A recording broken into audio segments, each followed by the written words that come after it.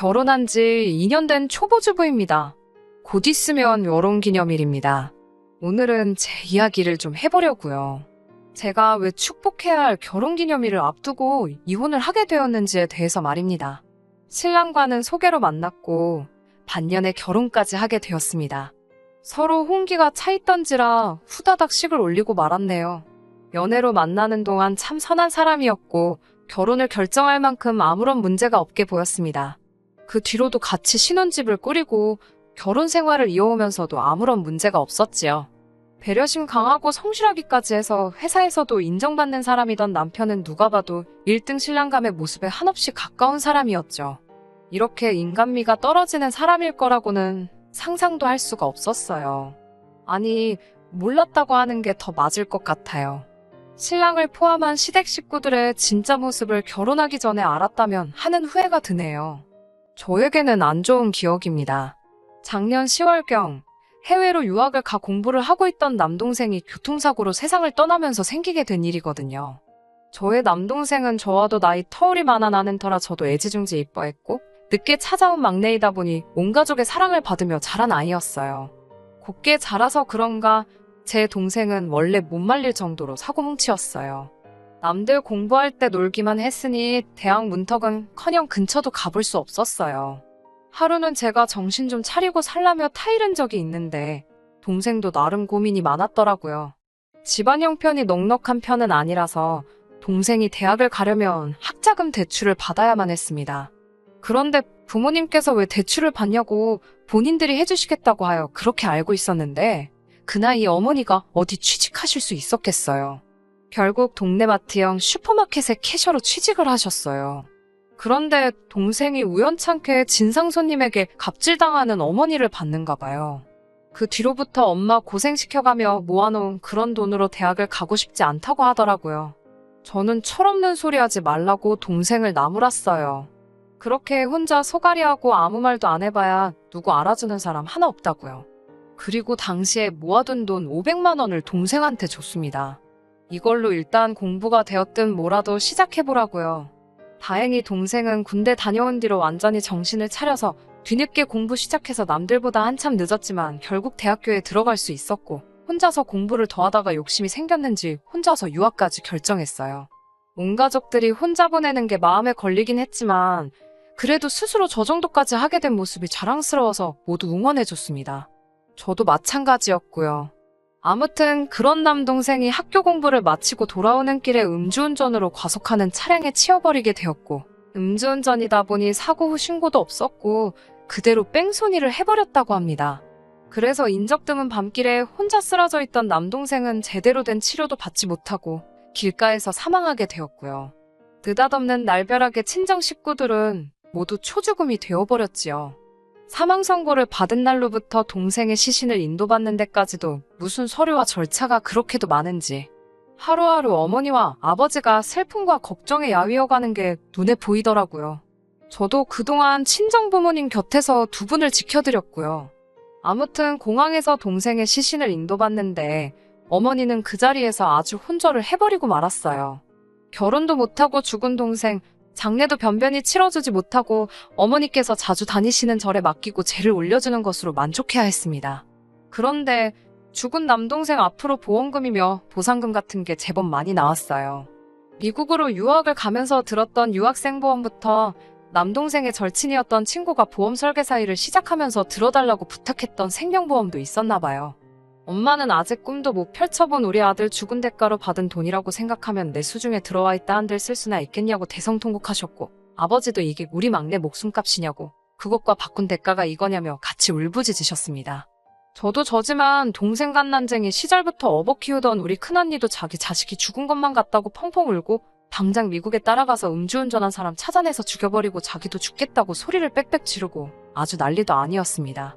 유학 떠나기 전에 저희 집에 찾아와서는 자기가 방황하던 때 바로잡아준 저에게 항상 고마움을 느끼고 있다고 자기가 꼭 성공하는 모습 보여주고 싶다고 말하고 귀국할 때마다 우리 아이가 좋아하는 장난감 하나씩 사올 테니 필요한 거 말하라고 하던 모습이 눈에 선해서 저도 눈물밖에 흐르지 않더라고요. 그리고 지난달 중순쯤에 친정엄마가 부르셔서 신랑과 함께 다녀왔습니다. 두 분이서 심각한 표정으로 앉아 계시고 큰언니네 부부까지 도착하자 아버지께서 품에서 통장을 꺼내시면서 이게 막내 보험금이랑 보상금 받은 거라고 하시며 이걸 어떻게 했으면 좋겠냐고 저희들 의견을 듣고 싶어서 불렀다고 하시더라고요. 원한다면 얼마씩 나눠준다고 하시면서요. 큰언니가 먼저 자식들 의견이 뭐가 중요하냐고 친정부모님께 소리를 질렀어요. 가슴 아프고 피눈물 나는 돈이지만 어쨌든 그건 부모님 앞으로 나온 돈 아니겠냐고요. 동생 목숨값이라고 생각하지 마시고 두 분이 원하시는 대로 쓰라고 하더라고요. 저도 언니와 같은 의견이었어요. 아버지, 어머니 원하시는 대로 하란 말씀드렸어요. 저나 언니나 그 돈에서 단돈 10,000원 한 장 건드리고 싶은 마음이 없었습니다. 그리고 우리 집으로 돌아온 그날 저녁, 신랑이 저에게 먼저 입을 열었어요. 저보고 큰언니가 연기력이 대단하다고요. 무슨 소린가 해서 연기력, 무슨 연기력? 하고 대답을 했지요. 그랬더니 온 가족들 앞에서 그 돈에 욕심 없다고 말한 거 있잖아. 나 완전 소름 돋았다니까? 그래도 자기가 거기서 곧바로 자기도 관심 없다고 해줘서 다행이었어. 라고 말하더라고요. 저는 제 귀를 의심하지 않을 수가 없었어요. 남편 말은 저랑 언니가 부모님 앞에서 그 돈에 관심이 없다고 한 게 거짓말이라고 하는 거잖아요. 그래서 그게 무슨 말도 안 되는 소리냐고. 언니나 나나 거짓말한 거 아니고 진짜로 그런 거다. 동생 목숨값인데 탐나지도 않고 그 돈은 부모님 앞으로 들어온 돈이지 우리가 어떻게 할 생각은 추호도 없다고 말해줬습니다. 그러자 남편이 노발대발하면서 왜 그 돈에 관심이 없냐고 말하면서 그렇게 청렴하고 욕심 없는 척 하다가는 그 돈 너네 누나한테 다 빼앗기게 생겼다며 정신 똑바로 차리고 받을 수 있는 건 받아내자고 하더라고요. 저는 그 돈에 말한 것처럼 10원 한 장 미련 없었어요. 그래서 그 돈은 우리 것이 아니고 우리 부모님 거라고 말했어요. 남편은 저보고 어휴 답답하다 하면서 아무튼 더 늦기 전에 장인어른께 잘 말씀드려서 받아낼 준비를 하고 있으라고 하면서 방문을 닫고 들어갔어요. 언니한테 선수 뺏기지 않게 눈치 잘 봐가면서 하라고 지시하면서요. 기분이 엄청 나빴습니다. 여태껏 보여준 적 없는 남편의 모습에 사람이 다시 보이기까지 했고요. 아무튼 그 일로 다툰 건 아니지만 저의 입장을 정확하게 이야기해줬으니 남편이 시키는 대로 할 생각이 없다는 뜻을 충분히 전한 걸로 생각해서 별다른 말은 않고 있었어요. 그런데 하루는 남편이 같이 가볼 데가 있다면서 저를 데리고 나가더라고요. 그 자리에는 시어머니와 신우가 있었어요. 보통 시댁 식구들 만나면 저한테 미리 이야기해주던 남편이 시어머니 만난다는 걸 속이고 데려온 것도 그때가 처음이었습니다. 남편이 이미 이야기했는지 제가 장소에 도착하자마자 대뜸 저에게 한다는 소리가 잘 지냈냐 같은 안부를 묻는 말이 아니고 친정에 하루빨리 이야기해서 그 돈을 받아오라고 하는 것 아니겠어요? 저는 분명히 제 입장을 남편에게 충분히 전달했다고 생각했는데 이걸 자기 가족들한테까지 공개하고 돈까지 받아오라고 시키는 시어머니 모습을 보니 기가 막히더라고요. 솟구치는 열을 억누르며 저는 그 돈을 받아올 생각이 없는데 남편도 그렇고 왜 자꾸 제가 그 돈을 꼭 받아와야 하는 것처럼 하는지 모르겠다고 제가 왜 받아와야 하고 받아오면 어쩔 것인지 물어봤습니다. 그러자 시어머니가 우리 딸 그러니까 저에게는 신우이죠. 아무튼 신우가 아파트 청약에 당첨되었다고 말하며 강남은 아니지만 요즘 재개발되면서 뜨고 있는 엄청 핫한 지역이라고 설명하더라고요. 운이 중요한 일이지만 신우가 다 미래를 내다보는 눈이 있고 실력이 있어서 당첨된 거 아니겠냐 하며 자랑하듯 말입니다. 아무튼 그렇다고 그 아파트를 당장 살 돈도 없고 대출도 전부 나오지 않을 것 같아 딱지를 피를 받고 팔아야 하나 고민하고 있는 와중이었는데 제 남동생의 보험금 소식을 들었다고 하시며 아주 난감하던 차에 잘 됐다고 저보고 친정에서 그 돈을 받아와 신우 당첨된 아파트를 사주라고 하는 거 아니겠어요. 신우가 옆에서 잘난 척하면서 거드는데 언니 저도 곧 있으면 결혼 생각해야 하는데 서울에 신축 아파트 한 채 제 이름으로 가지고 있으면 미래 배우자 직업이 바뀐다고 말하며 자기가 돈 많은 남자던 사짜 직업 들어가는 전문직 남자건 나중에 잘 되면 저한테 섭섭치 않게 하지 않겠느냐며 꼭 좀 부탁한다고 보태더군요. 그러니까 그 집을 자기가 시집갈 때까지 쥐고 있겠다는 건 그 보험금 받아다가 집 사고 팔아서 차액을 남겨서 돌려주겠다는 뜻도 아니잖아요. 그냥 자기 집 사야 되는데 돈 달라고 하는 거나 다름없는 태도에 어이가 없어서 아무 대답도 안 하고 있는데 신우가 제가 반응이 없자 하는 말이 가관이었습니다. 자기가 시집갈 때 원래 저한테 냉장고 아니면 세탁기 중 둘 중에 하나를 받으려고 했는데 그 집 사는 돈 도와주면 혼수 선물을 면제해주겠다고요. 아니 제가 그 돈을 해주던 안 해주던 간에 애초부터 신우 결혼할 때 20만 원 이상 줄 생각이 없었거든요. 왜냐하면 신우가 저희 결혼할 때 백수가 돈이 어딨냐고 3만 원만 냈는데 아직 하지도 않은 결혼에 딱 봐도 상대도 없어 보이는데 뭐 의사니 변호사니 나대는 것도 우습고 저희가 어떤 혼수를 해줘야 되니 정해놓고 있는 게 참 어이가 없더라고요. 그래서 저도 혼수는 제가 번 돈으로 했고 신우도 자기가 벌은 걸로 직접 해야 하는 거 아니냐고 그걸 왜 제가 해주고 면제해주고를 다 아가씨 맘대로 정하냐고 따졌더니 시어머니가 옆에서 거드시더라고요.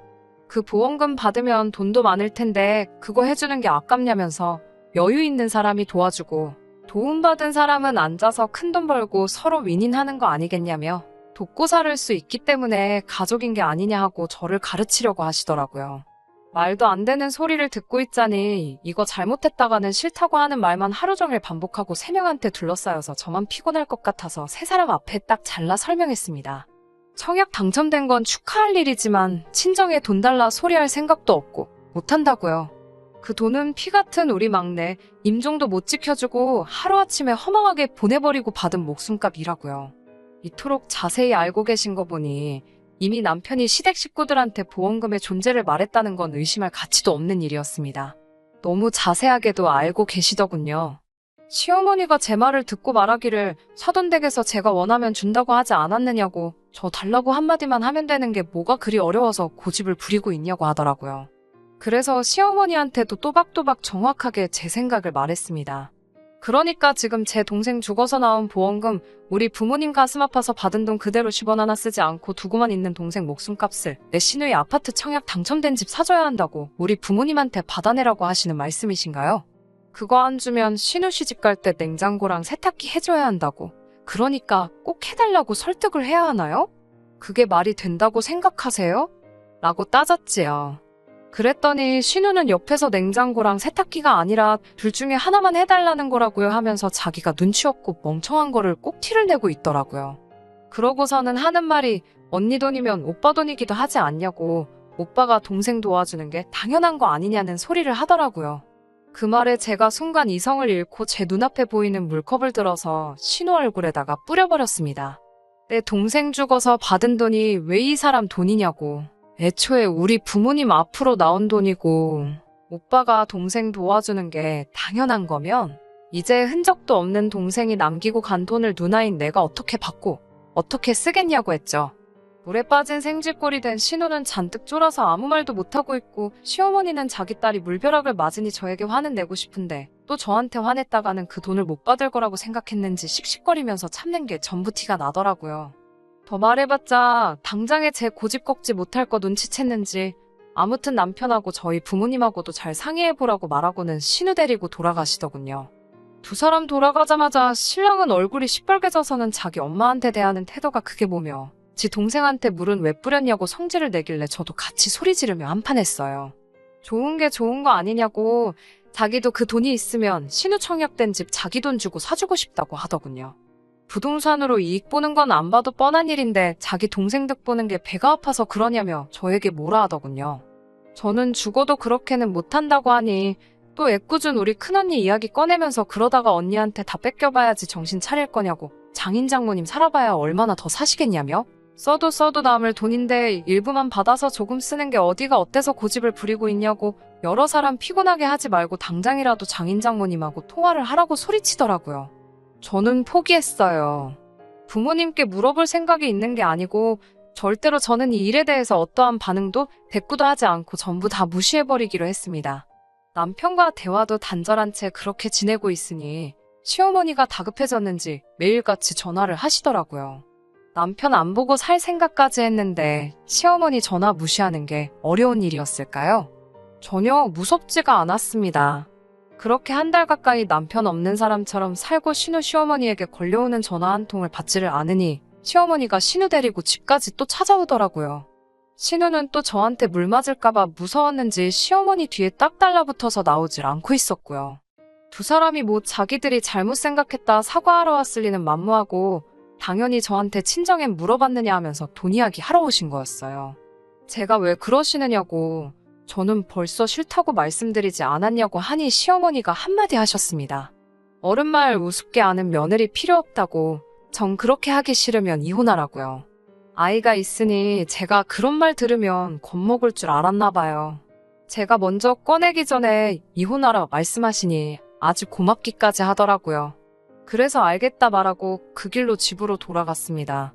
짐 싸고 있는데 시어머니가 문 열라고 현관문을 두드리더라고요. 저는 무시하고 제 할 일 했죠. 남편한테 물어봤는지 비밀번호 눌러서 집으로 들어오시는데 제가 짐 싸고 있는 모습을 보더니 화들짝 놀라시더니 짐을 왜 싸고 있느냐고 하시더라고요. 어머님이 이혼하라고 하셨잖아요. 제가 나가려고 했는데 남편을 내보낼까요? 어머님 편하신 대로 하세요. 라고 말하니 당황해서 말도 잇지 못하고 계시고 시어머니가 저 집 나가게 생겼다고 남편에게 연락을 했는지 회사에 있어야 할 남편도 얼마 안 있어서 집에 도착하더라고요. 집에 도착한 남편은 이미 자초지종을 듣고 왔는지 저한테 뭐 하는 거냐며 제가 싸놓은 가방부터 뺏어버리더군요. 처남 죽은 돈으로 내 동생 집 사달라는 게 아니라고 어쨌든 그 집만 사놓으면 피 받고 파는 것보다 훨씬 더 이득을 볼 텐데 당장 그 집값을 마련하기가 힘드니 잠깐만 쓰겠다는 거라고 말을 바꾸더라고요. 일단 집을 사고 나서 담보로 대출을 받아 그 돈만큼을 다시 저희 부모님한테 갚겠다고요. 그러니까 사실 따지고 보면 저희 부모님한테서 나가는 돈이 한 푼도 없는 거라고 잠깐 빌려만 쓰는 거라고 해명을 하더라고요. 애초에 처음부터 그렇게 말했어도 제가 저희 부모님께 물어볼 생각이 있던 것도 아니지만 막상 돈 나올 구멍인 제가 이혼까지 결심했다고 하니 잔뜩 쫄아있는 온 시댁 식구 모습이 볼만하더라고요. 더는 듣기 싫다고 말하고 너네 엄마 입에서 이혼 이야기 나온 김에 이 상황에 우리는 이렇게 끝내는 게 맞는 것 같다고 말해줬습니다. 그랬더니 애는 어떻게 하냐고 너 애를 아빠 없이 키울 생각이냐고 협박하듯이 말하더라고요. 아직 양육권이 결정된 것도 아닌데 아빠 없이 키운다는 소리가 나오냐고 너 생각보다 우리 결혼 생활에 미련이 많이 없는가 보구나 하고 남편 밀치고 문 앞 지키고 있던 신우랑 시어머니 밀치고 밖으로 나와버렸습니다. 그리고 결혼기념일을 앞두고 완벽한 남이 되고 말았어요. 이런 일이 있을 줄 알고 의도한 건 아닌데 신혼집 구할 당시에 전세를 공동임차인으로 해서 공동명의로 구했거든요. 추가 대출 받는데 힘들어서 그렇게 하면 득보다는 실이 더 많다고 들었는데 그때는 시어머니가 반년 만에 결혼하는 제가 못 믿어와서 그랬는지 굳이 공동명의로 해야 한다고 노래를 부르셨거든요. 저를 못 믿는가 해서 그 당시에는 조금 서운하기도 했는데 오히려 그렇게 해놓은 게 이렇게 요긴하게 쓰일 줄은 몰랐습니다. 덕분에 신혼집 구할 때 들어갔던 돈 그대로 들고 나올 수 있었고 남편은 졸지에 전세금마저 빠지니 오갈 데가 없어져서 다시 시부모님 집으로 갔다고 하네요. 들려온 소식에 의하면 그래도 전세금이 빠지면서 목돈이 생겨 대출받고 소위들 말하는 연끌을 해서 신우가 당첨된 집을 샀다나 봐요. 차액으로 돈 좀 만질 생각을 하면서 말입니다. 그런데 그 아파트가 서울에 위치한 신축임에도 불구하고 미분양이 생겨서 시세 차익으로 재미도 못 보게 되었다는 뉴스 기사를 보게 되었을 때 속으로 얼마나 시원하던지 그 기분을 말로 설명하기가 힘드네요. 다행히 다시 저희 보호자가 된 부모님의 재산 상황과 아이를 곁에서 더 지켜줄 수 있는 전업주부였던 저였기 때문에 법원에서 양육권과 친권까지 제가 가질 수 있게 판결을 내려주었습니다. 제가 죽은 남동생의 대타가 될 순 없을 거예요. 그래도 한동안 힘드셨을 저희 부모님 곁을 제가 지키며 두 분 혼란스러웠던 마음을 제가 조금이나마 풀어줄 수 있다면 그만한 소원이 또 없을 것 같네요. 긴 이야기 들어주셔서 정말 감사합니다. 끝까지 들어주셔서 감사합니다. 오늘의 사연은 여기까지입니다. 구독과 좋아요, 알람 설정 부탁드리고 더 좋은 사연으로 다시 찾아뵙겠습니다. 감사합니다.